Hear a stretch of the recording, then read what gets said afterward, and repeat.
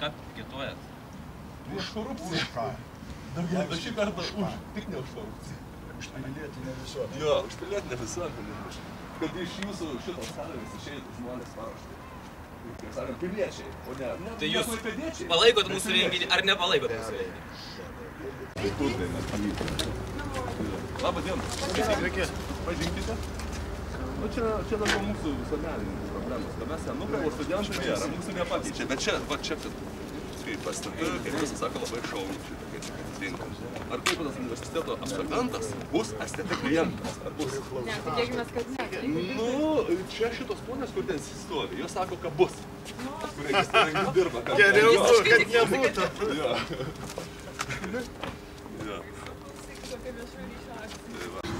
Jo. Gal galit trupučiuką permest akimis?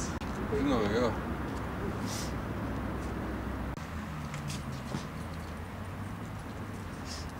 Pusės taip klientų.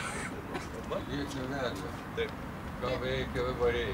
Nu, neruošia mums tų vedlių, nors to ką. Ir jo nuomonė. Kodėl neparuošia vedlių? Tai jau ką jūs būkit vedliais. Kodėl jūs dabar laukit, kai jūs ką nors paruošia? Mes ir Jisai dėsto studentam šitą nuomonę.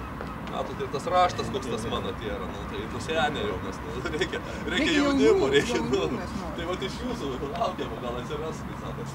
Nu tai anksčiau ir vėliau atsiranda, nu politikų pagamino. Nu kokiu, kokius įsirinkom, tokius ir turim. Bet čia yra Masiulis, jūsų produktas, ar ne? Ką? Masiulis. Jie yra mūsų. Masiulis, Bilotaitė mūsų yra, nu ką. Nu ką. Ką padarys yra? Matot, šitą nieks politikų negamina. Mūsų absolventai gali būti politikais, kaip ir bet kuris iš jūsų, arba aš arba jūs.